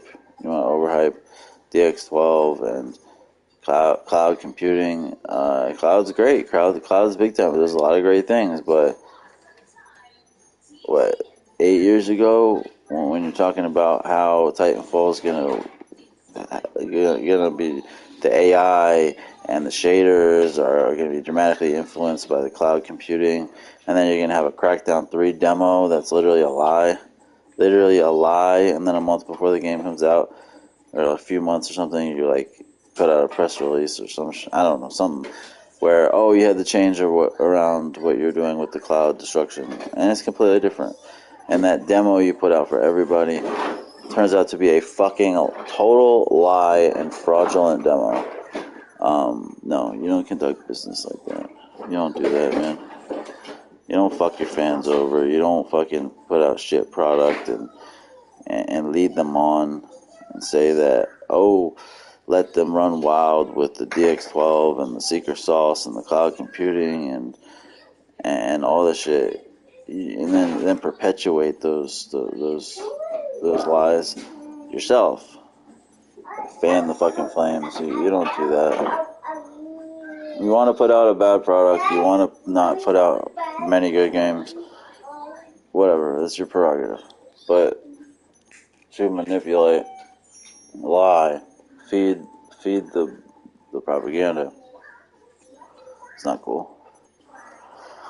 And then you want to act classless, like Greenberg and people like this, wearing these fucking Scorpio Monster 6 teraflop shirts and putting the chip like in your grill and shit like that, making it your avatar, and then having your avatar be Crash Bandicoot after the Activision deal is announced, specifically because it's a jab at Sony, because literally that was one of the first big Sony IP. That was like the first big Sony mascot. That was a first party Naughty Dog Sony pillar game, one of the first biggest huge pillars of PlayStation. And you have no plans to actually put out a Crash game anytime soon. When you acquired the Activision publisher, you had probably a dozen IP, like half a dozen IP that were bigger money makers and bigger deals than Crash, but you're going to make it Crash because you know that's a very fanboy thing to do and a total shot at Sony, at PlayStation, and it is. And all the people were like, I'm just excited about Crash, and so is Aaron. There's no Crash game coming out anytime soon. There's way bigger IP that Activision has, numerous IP. It was a troll. It was a total troll fucking move. It was a troll tactic and a troll move, and then everybody copied his fucking avatar. And he's throwing out the X's in it, the X and symbol. Like, man, get the fuck out of here, bro. That's not appropriate behavior for a fucking executive, a top executive. Like, and you're just feeding the fans, and the fans are gonna now copy and mimic that. Hold yourself with some class and dignity. Aaron Greenberg's one of the worst in the industry. Yeah, he's the worst. He's the worst executive, the most classless executive in the industry. Watching his tweets and his statements, his comments, even from early to mid 360 generation to now. So many quotes that I could pull up that were just disgusting and fanboyish and blatantly taking shots at Sony, not even like hiding it, and fanning fucking flame wars and fanboys, and just it sounds like a common fanboy, fat slob, man, big fat sloppy fanboy. And it's like, if the executives can't behave themselves, how do you expect the fans to do it? It just creates a terrible culture, man. It really pushes the whole console world culture and lowers the class of the average fan, and you're pushing this narrative, and it's disgusting. Phil manipulates and lies, but he at least tries to act like he has class in his delivery. Greenberg doesn't even try. It's filthy, man. It's filthy. He's Jim Belushi, but without the charm. He's Jim Belushi with no charm. Just awful. Just a fucking sloppy, all over the place, classless buffoon. Classless fucking buffoon. I can't get with the culture. I can't get down with it. Can't get with the culture, man. It's not Microsoft I hate. It's not Xbox I hate. It's Microsoft. And then, I mean, there's so many things they've done in the past, from winning Monopoly suits when they clearly had a monopoly, like with Windows, to their internal slogan, which I totally forget what it is, but it's something like, it equates to something like copy, iterate, annihilate, something like that. Like, basically copy what somebody else is doing that's successful, like literally steal what they're doing, change it a little bit, try to like improve it or differentiate it, just change it a little bit, and then put them out of business. That's literally what their internal slogan stands for. I forget the wording because it was like slick wording, but that's literally their internal slogan. Steal someone else's idea, improve it, and put them out of business. And that's filthy. It's filthy. And it's funny because they did that with Apple. Windows basically was stolen pretty much from Apple. And they kind of did that. They didn't put them out of business, but they kind of did that with Apple. They made their brand off of it, off of stealing and trying to put them out. And it's funny because Apple is just so different. Like Apple's like create something completely new. That's their only slogan basically. Just create. I don't even like Apple. I don't even have any Apple products, but like I respect where respect is due. Their motto is just create something completely new. Microsoft says steal it, iterate on it, put them out of business. Essentially, that's what it is. So this is on all levels, all facets. They turn me the fuck off. And then, oh, by the way, I don't like their games. Like I don't dig on their fucking games. But I have an Xbox. I've always had an Xbox. It is what it is. But by and large, I don't like their shit. I mean, I like to know what's out there. I like to be able to play everything, so I have it, and I always have. But by and large, I don't like their concepts. I don't like their style. I don't like their fucking first version. I don't like their shooters, racers, fucking style. Like shooters, racers, boom. Shooters, racers, multiplayer, microtransactions. That's not my style. Never has been. Never has been. So it's not just the content and the product they put out. It's not just the messaging and the lies. It's not just the classless behavior. It's not just the corruption. It's all those things combined. All of them combined. And yet they're the good guy. It's wild to me. Wild. Wild. Like, someone can hate Sony, but it's like, they don't always tell the truth, but I don't think they've been as manipulative. I think they have a wider breadth of content, but more worldwide. They're not just stuck in genres. They're weak on the multiplayer front, but they're improving that. I don't know. They just have more class. And Nintendo's cool, but they have their flaws. They don't never put games on sale. They overcharge for shit. The prices are terrible. They're not up with technology. They don't even have trophies. The fucking Switch didn't even have voice chat. So they're really bad with pricing and putting things on sale. Nintendo is really bad with implementing new technology in some aspects, in many aspects. And honestly, they milk their shit. They milk their shit, man. Mario, Zelda, like, they just milk it. Mario is milked. That cow is not dry yet, and I don't know how that's possible. Like, they are milkers. They're milkers, baby. But it's less egregious. It's less egregious. Like, they have respect. They're respectable. They carry themselves with respect. They're not as massive of liars. They're not classless. Like, the problems I have with them are purely on the gaming side. Purely on the gaming side. And they're not huge problems. They just don't have sales. They kind of overcharge for stuff. They milk things. And that's basically it. And that's fine. I have no animosity. I just don't really care to play Nintendo these days. And I've played it a lot in the past. But as an adult, I like adult games. I do like 3D platformers and fun games, all age games too. But I can't live off that. I need me some adult. I need me some adult sometimes. I can't live off 3D platformers and turn-based JRPGs. I just can't. I can't do that. I can't live off Splatoon and Mario and even Zelda. Can't do it. Can't live off that kind of shit. So it just doesn't make sense for me. I almost bought a Switch used for like $70. I should have. But they don't even have trophies. There's not even really much that I want to play. There's some games here and there. Xenoblade, Breath of the Wild. Not really much. much else that I'm like dying to fucking play. Like Bayonetta 3, I guess. But I don't really have an issue. I don't have an issue with Nintendo or the fans. They're passionate, the fans. I don't really have an issue. It just comes down to preference. They just don't have that much that I want to play these days. That's really all. That's all it really comes down to. Even when Nintendo was in their prime, I loved Nintendo. Super Nintendo, NES. 64 a little bit. But I gravitated more towards Sega. They spoke to me. They had more edge. I liked their style. I started to like their games.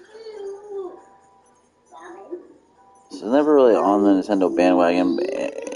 Only in the very beginning when I was a little kid. NES was one of my favorite systems ever. Super Nintendo, one of my favorite systems ever. Super Nintendo, NES and Super Nintendo will always be on my Mount Rushmore. But as I got older, I just didn't gravitate towards their content. And surprising to see how many adults do. So many adults that are just really into that. And that's fine. I like Ratchet and Clank. I actually enjoyed Neck, even though the first game was very below average. I like Sly Cooper and shit like that. I'm not opposed to it, but I can't live off it. Like, those are supplemental experiences. Those are more rare kind of experiences. You can't live off of that shit. But I'm cool with Nintendo. I respect what they do. They put out quality first-party games consistently. Can't take that away from them. Quality first-party consistently. Consistently, too. I had problems with the Switch launch lineup. Basically, it was just all Wii U ports. Even Zelda was a Wii U port, essentially. It was Zelda, which was a Wii U port, and a whole bunch of bullshit. And then for months and months, 6 months, 8 months after that, it was just Wii U ports. Like Mario Kart again, all this shit.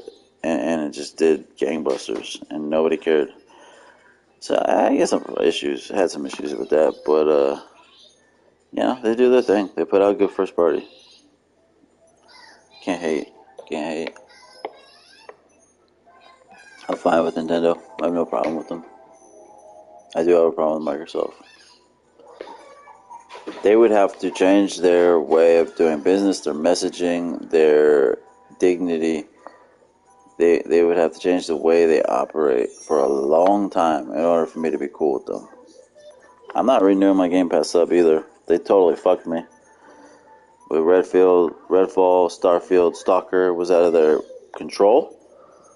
But they also lied about Stalker. Stalker was only ever a 3-month timed exclusive. Which is laughably short. And they never even revealed it was 3 months. The only reason it came out in court documents. They're liars. They're manipulators. They lie, manipulate, cheat. But Stalker was out of control, but still. Stalker, Redfall, Starfield. The 3 games that I cared about having Game Pass for this year. Literally the only 3 games I really cared about, besides a few little indies. And all that shit, gone till next year. I'm letting my sub run. I'm letting it run out. I think it's till December, January. I think December, late December. Oh well, I'll let this shit run. I'll let it run out. I'm gonna get PlayStation Plus Premium. There's actually classics I want to play. I'll ride with that and see how that is. I'm not beat. Microsoft fucked me. Everybody can make it every excuse they want and say Phil Spencer's done a great job. Let's not question him. Slow and steady wins the race. Game Pass is so good. It doesn't matter that we don't know. No. These games were going to be on Game Pass. This is the whole point. I am not going to make excuses for them when they fucked me. They literally fucked me. Getting and being excited about Game Pass because of games like this, and now they're gone until next year. And it's not like they didn't have a wide window. You had a year and a half.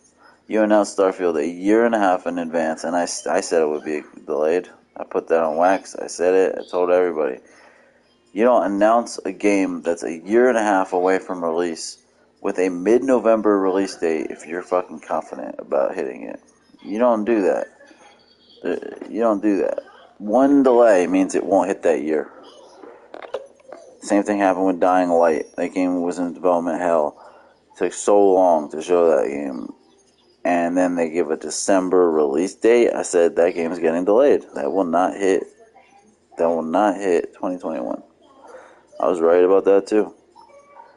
You don't give November, mid-November, and December release dates far from release if you're confident about hitting the date. If the game is close, you don't do that. You know, a year and a half. They had a year and a half until Starfield released, and they throw a fucking mid-November release date. Like, are you serious? No fucking way. I didn't think that shit was hitting. I predicted the delay.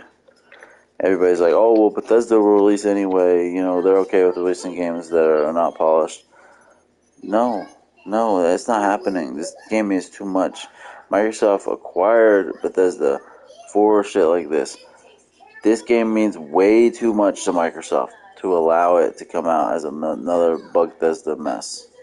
Coming off of Fallout 76, both entities know they have to hit. They have to hit on this game.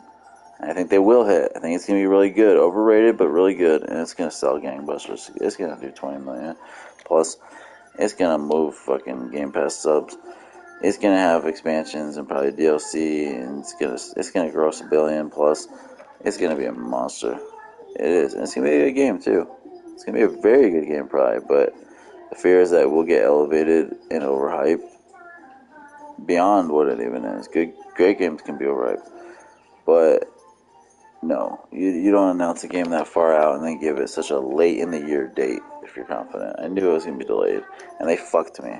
They fucked me on this. And I didn't think Redfall would be delayed. I didn't expect that. Everyone was talking like it was a foregone conclusion that shit was going to hit spring date. Everyone was like, oh yeah, we got Redfall in the spring. Redfall in the spring. Totally. Redfall in the spring. And it's not even hitting 2022. Not even like I was excited for that. I don't know what the fuck it is. We haven't seen it.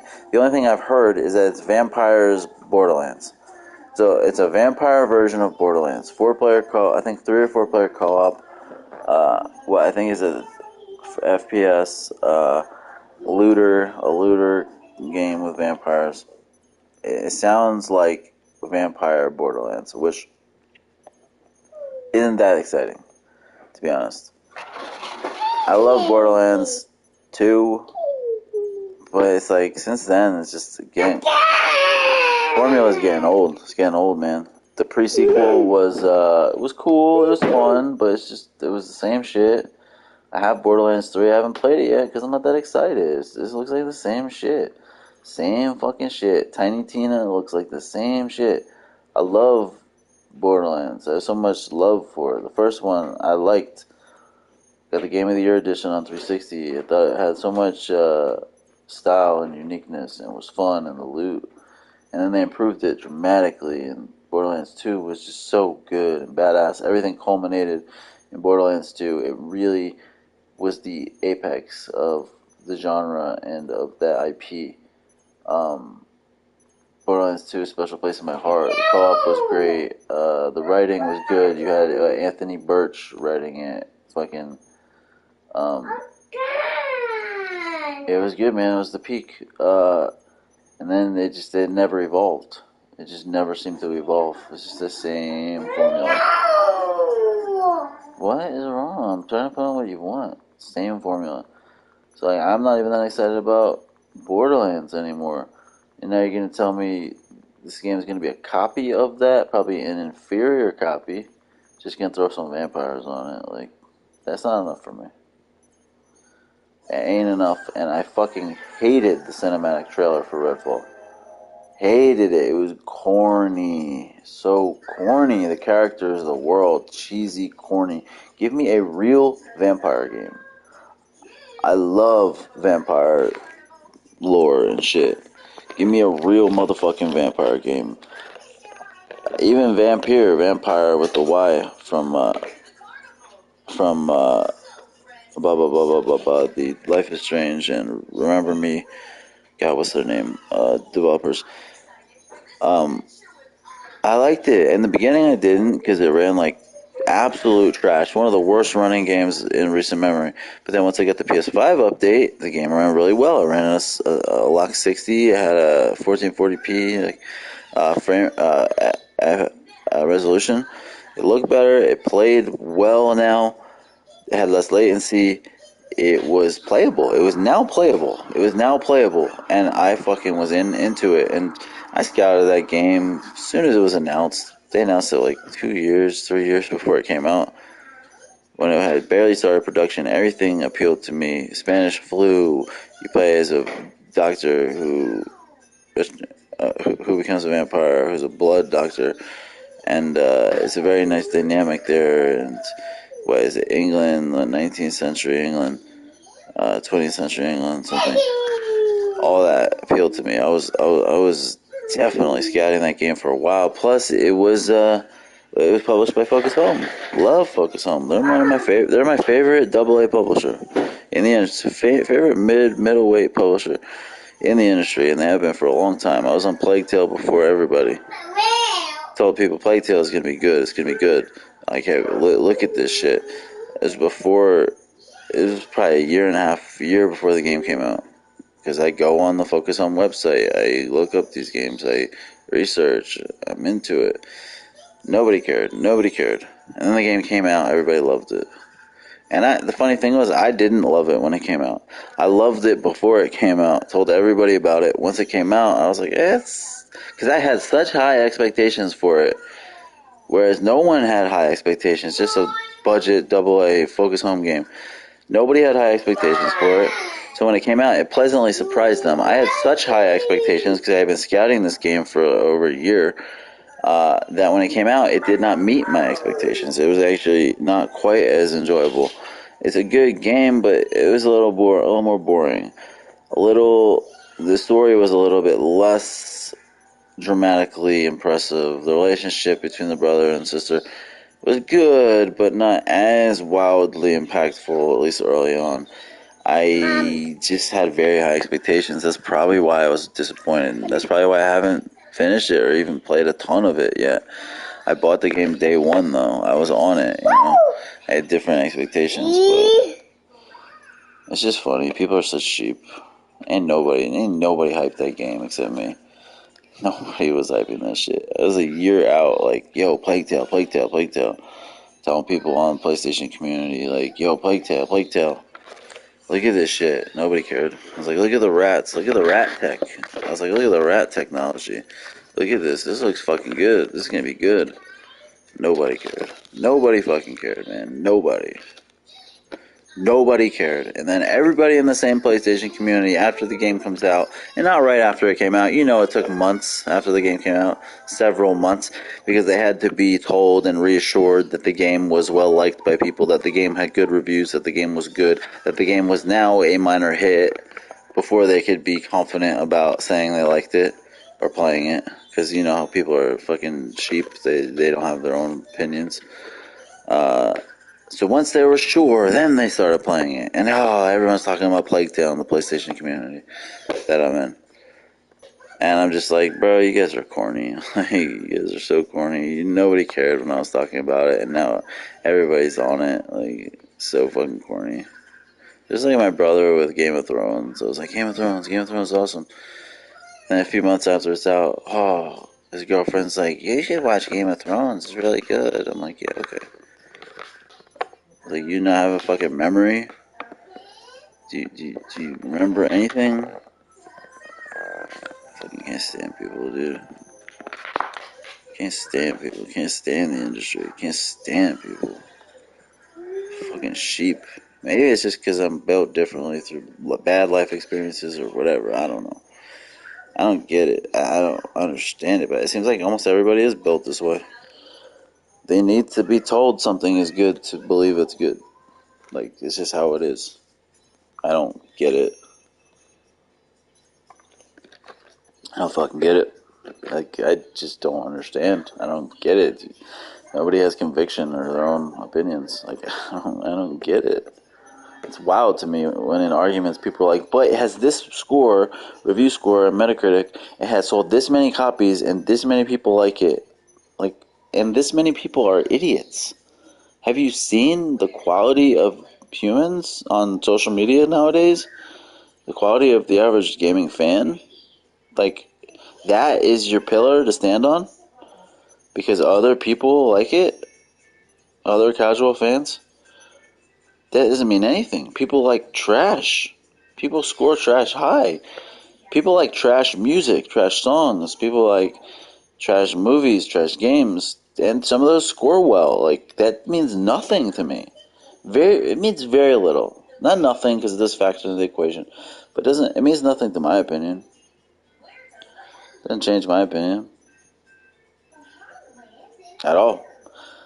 Like, Lost Planet 3 got a horrible score, and the game had some very repetitive gameplay, and the gameplay overall wasn't that impressive. The biome was one note, just like Halo. I liked it though. I liked Lost Planet 3. I thought it was deserving of a higher score.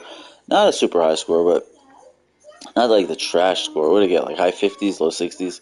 Probably should have been low 70s, at least. Because the story was fucking really well told. Really well done. It had meaning. The character had meaning. The characters and the world, you felt like it had meaning.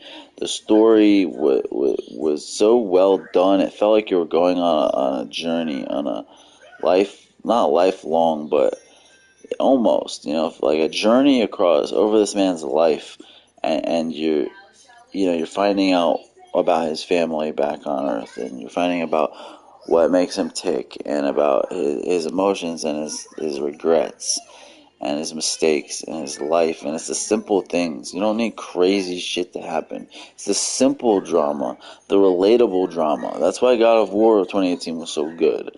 It was not as bombastic as the previous God of War games. It didn't have as many boss fights. It didn't have as wild of a crazy story where you're fucking going, you're gonna climb top Mount Olympus and kill Colossus and to fucking murder your father Zeus and all. No, it didn't. It didn't have all that crazy ass drama. It was a very grounded story, as grounded as it can be in Midgard and Kratos. But for that setting, it was pretty fucking grounded. And that's what made it so good, because it was relatable. You don't have to go over the top. You have to be real and relatable and draw real emotion. That's what the great dramas do. The great stories, the great games, that's what they do. And that's why it was so good. You don't need crazy bombastic story with wild shit going on. It's almost better. Like as long as it's generating and eliciting emotion from you, you've won. That's all it's about. It doesn't matter if it's a crazy setting, you're on in space with aliens, or if it's a completely grounded story, you're on Earth and you're just a fucking guy. You're just a guy who works at a fucking quick check. Like, if you are eliciting emotion from people, then you win. You fucking win. And that's why God of War 2018 was so good. Because it actually had a story that was meaningful and that we cared about, that was dramatic and didn't have to be a fucking spectacle in order for it to be important. It was a story about a father and a son with implications from the mother and their path and their future and regrets from Kratos' life and things from his life that have shaped him that he doesn't want or does want for his son, and the responsibility of being a god, and the responsibility, and regrets and things he's done, and just there's a lot fucking in it, a lot in it, man. Flaws and trying to cope with being a father and being a good father, being a protector, being a god. The dynamic, the juxtaposition between all of that is highly interesting. Change. It's about change. It's about changing who you were. Kratos was a fucking horrible demigod, whatever the fuck he was. He was horrible. He wasn't good. He was greedy. He was kind of a greedy, arrogant, mean fucking guy, self-centered, just all about what he was trying to do. Just he was a prick. So it was about change. It's about living for someone else. It's about being selfless, about trying to learn, strength and weakness. What is weakness? Showing love. Are you strong enough to show love? Early in the game, with his hand, he's gonna put his arm around the kid with the deer thing, and he didn't. And it's like strength can be judged in so many different ways, and it's changing who you are, which he does by the end of it. And it could have been handled a little bit better, but it had some phenomenal notes. It had some phenomenal seeds, and that's why it was so fucking good. And obviously, visually, it was best in benchmark, and the combat was amazing. The world was really good, But if it didn't have that fucking story element, that drama, that meaning, something meaningful, that substance to it, it wouldn't have been my game of the generation. It wouldn't have been consensus game of the year. It had substance. God of War finally had substance in it. God of War finally hopefully has substance. God of War has always been a technical marvel and spectacle and badass, and the stories have been good and interesting, but never had real substance. Never had real substance. In the previous games, they show flashbacks where he murders his family in a rage, in a blind rage, not on purpose, but by accident, because he's just slaying this town. And that one village he goes into, his family was there, and he slays them by accident or whatever. And it's that could have been very dramatic. That could have been impactful. That could have been set up and told correctly and supported well, but they just throw it into a flashback, like a minute-long, 3-minute flashback, and it's that's your backstory. Oh yeah, he killed his family by accident. Yeah, it wasn't dramatic. It didn't hit me. It didn't elicit emotion. Very little. Very little. I guess storytelling was different back then, but very little. And that was a grandiose kind of thing. That's a big deal. It's as dramatic as it gets. Wow, that moment could be so dramatic. Whoever wrote it up was probably this is gold. This is so progressive.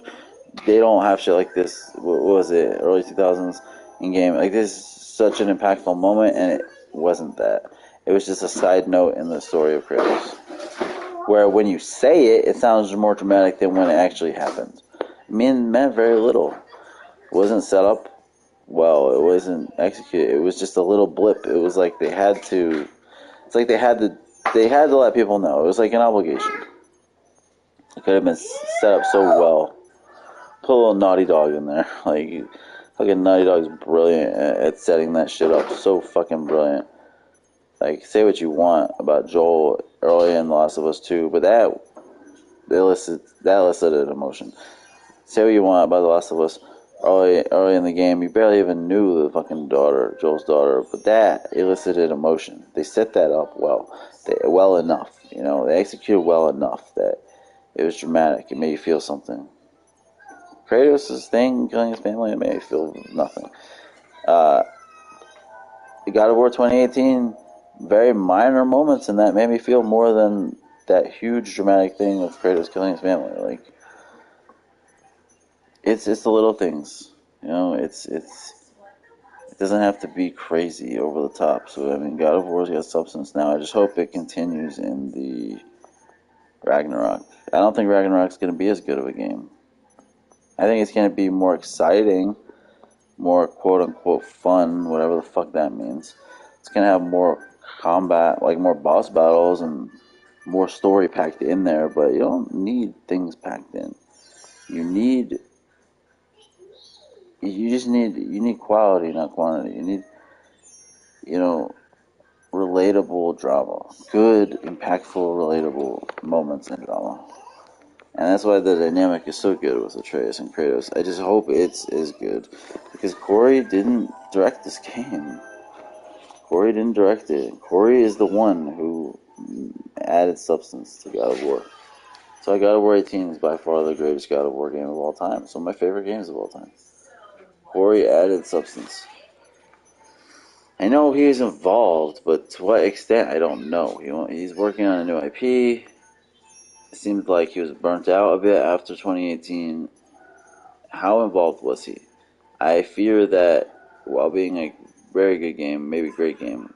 Ragnarok is not going to be as dramatically impactful, even though it's going to have more dramatic moments on paper.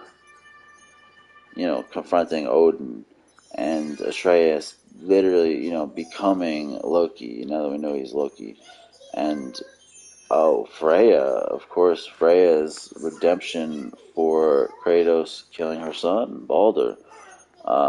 There's so many dramatic moments that you could fucking pack into this game, and just Thor and the legend that he is, and what you heard about him from, you know, the previous game, and from the World Serpent, and oh man, there's just so much, and more about the mom you could go into. We don't know that much, you know. More about the mother's history. You could have flashbacks, tell more about that. Uh, Confrontation between Kratos and Atreus, and the history of patricide, father, you know, killing fathers. Is that going to play out, as it was almost foretold at the end of God of War, that Atreus was basically going to kill Kratos? You know, there's so much dramatic shit. Is this going to be a passing of the torch? Is Atreus going to actually take over the franchise? Are we going to play as him in the next game? Is Kratos going to die? Is he going to actually die? Do they have the balls to do that? Are they going to pull a Joel? There is so many potential implications. There's so much drama and so much story that they can draw off of, because they got to wrap it up in one game. I worry, though. I don't want it to be too much. It's like they're going to, seemingly they're going to be packing too much into one game. I think it was supposed to originally be a trilogy, which seems more suited for that. I don't know why they're wrapping it in one game, in one game now. So 2 games total. I don't know why. It's like, it doesn't make sense to me. I'm fearing that this is going to be rushed, overpacked, oversaturated, and they just want to move on to the Egyptian story, where we pass the torch to Atreus. Like, it seems like they're going to rush it or something. I don't know. I don't get it. It's going to be weird, because you will have had, 4 mainline games in the original God of War, along with 2 PSP games. So it would have been six God of War games, essentially, in the same, and Greece, six Greek God of War games, and then you're gonna have 2 Midgard games, just 2.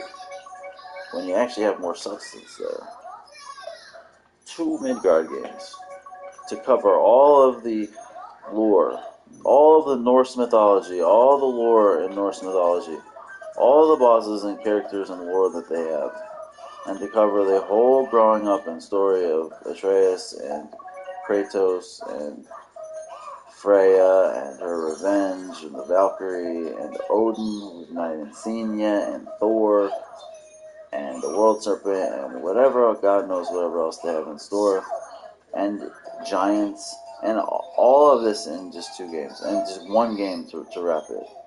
I don't know if it's going to be enough. Like, I don't know why they want to rush it. I don't understand. They're that eager to get to Egypt? I don't get it. They're getting burnt out. It's such a cool fucking mythology. I wouldn't mind. I wouldn't mind if it was a 3rd game. Like, I like the quiet moments. I like the smaller story aspects. I like when they explore deeply in seemingly, you know, minor story bits, you know. I don't know. I'm worried they're just gonna rush it. It's gonna be oversaturated. It's gonna be like Spider-Man, late in Spider-Man, 2018 Spider-Man, like mid to late in that game, when they just started throwing bosses at you, and just rushing things, and it was too much. It was oversaturated. It was too much. Amazing game, but they just started throwing bosses at you, having 3 fucking bosses in one fight, and 2 bosses in one fight, and just everything coming so quickly, and just stuffed. Too much. It's too much. I hope this game's not overstuffed, man. There's an audience for that, but it's not me. It's not me. Why do you think people like Breath of the Wild so much? Because it was pace. Well, I mean, I don't know if it was pace, but it wasn't just overstuffed a whole bunch of craziness with story and shit like that. At least from what I can tell, people they like a little downtime. They like reflection. I don't know, man. I hope it's gonna be good. I mean, I'm still fucking excited to see Thor and to see Odin. I haven't even seen these guys yet, really. Fucking Odin, bro. I haven't even seen Odin yet.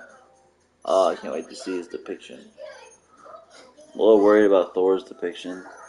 They're like, he's not going to be what people expect. He's get closer to the actual real lore and not the Chris Hemsworth version. And it's like, I don't want him to be a fat slob, a fat redheaded slob. Like, I at least want him to be somewhat recognizable as Thor as we know him today. Like, I don't understand when people try and base things off. Like, we're basing this completely off of the myth, the legend, the book, the this. Like, why don't you base it off of what your audience knows? Like, or a mix, like at least a mix, so the character is actually recognizable as Thor, as the fucking character, at least somewhat.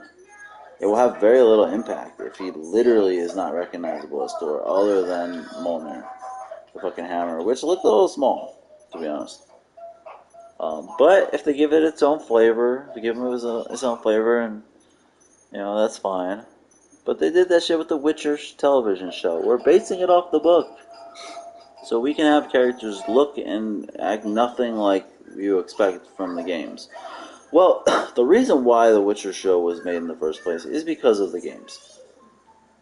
The books weren't that successful originally. They were local Polish, only in Poland. The reason why the book was sold worldwide is because of the games. The reason why the IP is successful is because of the games. The reason why 90% of the people are watching the show is because of the games. Cater to your fucking fans.